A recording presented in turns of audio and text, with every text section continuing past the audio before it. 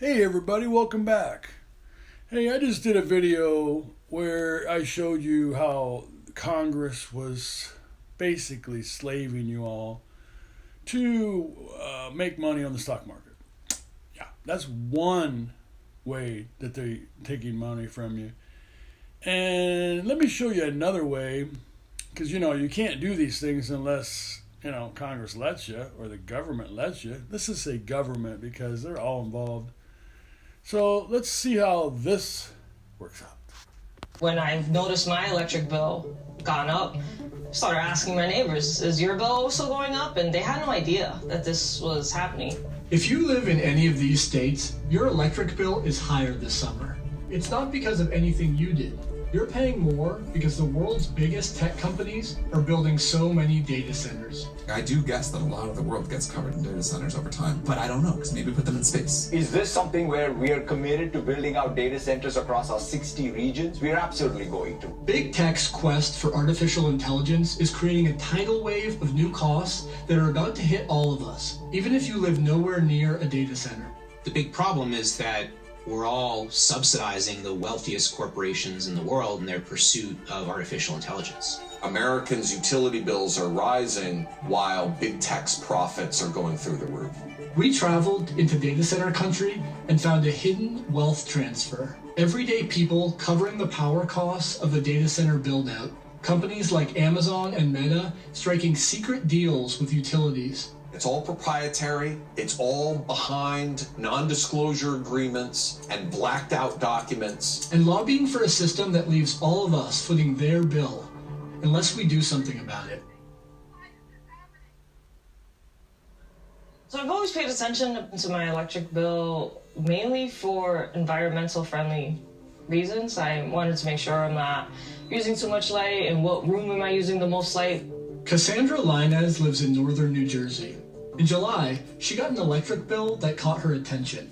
The thing I noticed right away was, compared to the same time last year, my bill has gone up, but also I noticed my usage went down. I started to pay attention to this box area where it describes your supply charges, and I noticed a $29 increase on my bill. To me, honestly, it felt almost like a slap in the face to use less energy and then get charged more for it. A lot of folks sometimes work 2 to 3 jobs to be able to pay their bills and don't take the time or have the time and luxury to even look down at their bill. I sat down with a neighbor and I asked her about her electric bill, if it's gone up, and she was like, well, where would I check that? And she brought it out and I checked, and her bill looks the same as mine. It's also gone up in the supply section. I wanted to understand why Cassandra and her neighbors are suddenly paying so much more for electricity every month. To figure that out, I ended up having to travel 300 miles south. This is like the Wall Street of the data center industry.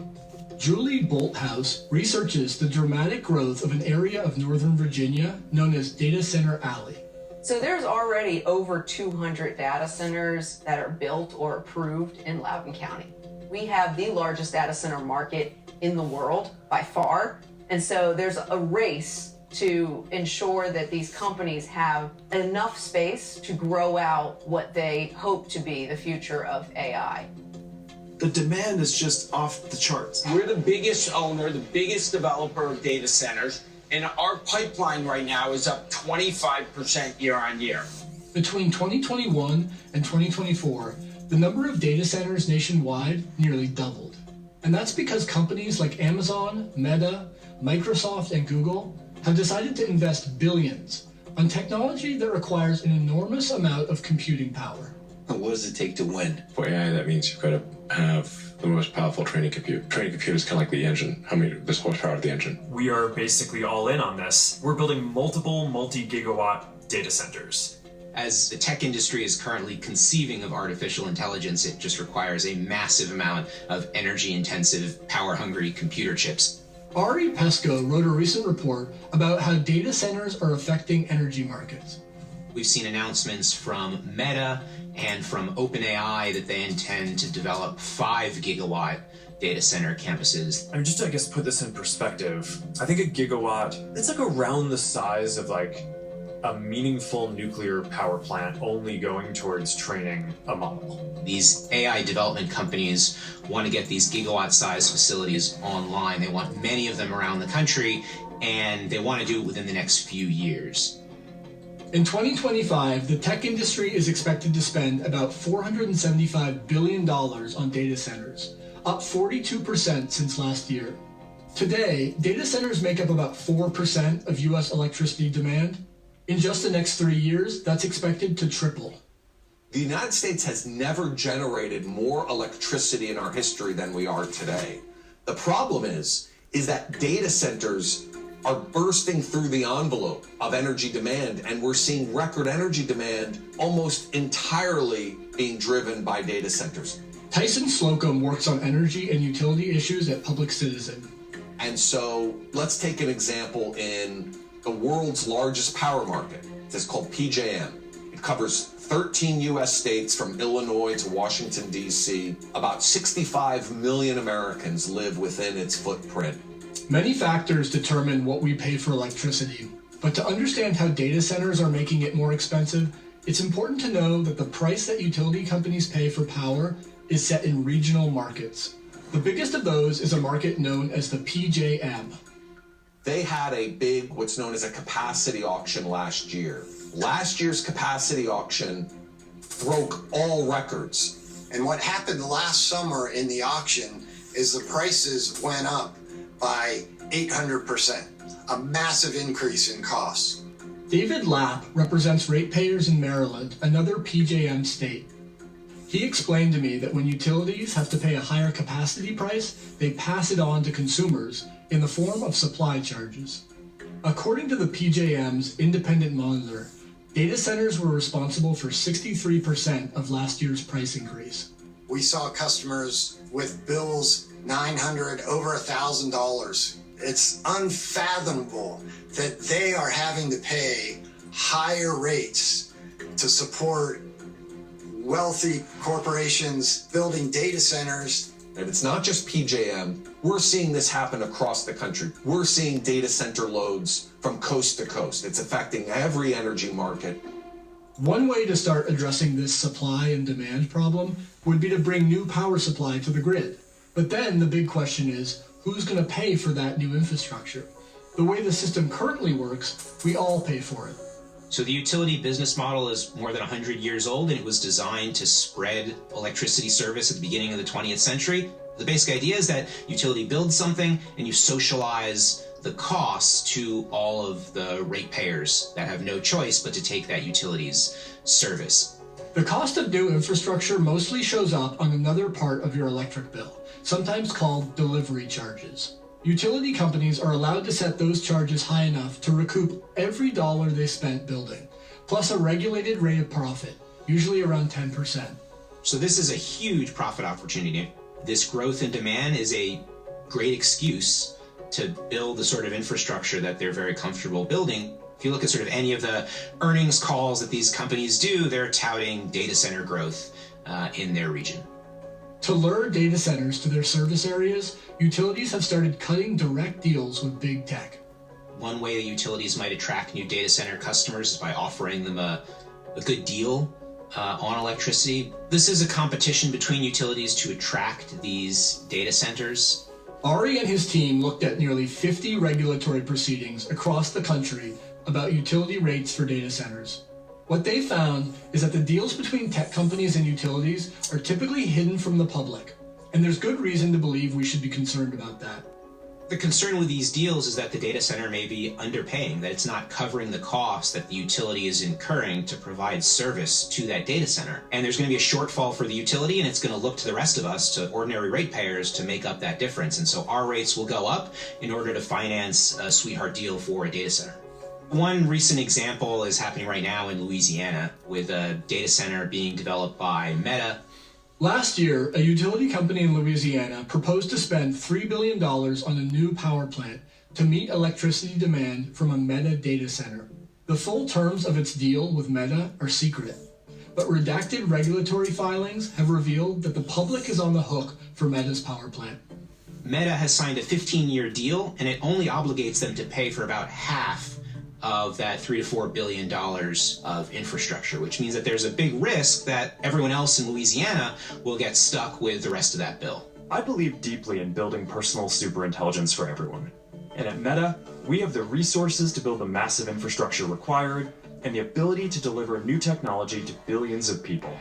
Meta saw an opportunity to negotiate a massive data center deal without the public having any input.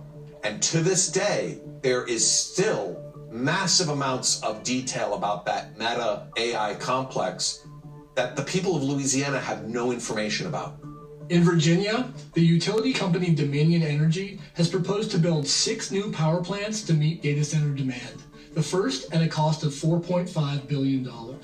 According to one estimate, only 30% of that will be paid for by the customer class that includes data centers. At Dominion Energy, we know power is personal. Residential customers will pay about half the cost, despite the fact that residential demand for electricity has flatlined. Dominion projects that average residential electric bills will more than double to $315 a month in the next 15 years, primarily due to data centers. We should not be having to pay the bill for the infrastructure that is supporting private companies that are making a ton of money off of this infrastructure. They're not building AI just because it's fun to build AI. They're building AI because it's making them money. The right way to do it is to make sure that the data centers pay for every penny of this infrastructure. In Maryland this year, ratepayers and advocates came together to try to address this problem and passed a state bill that creates a new customer class for data centers.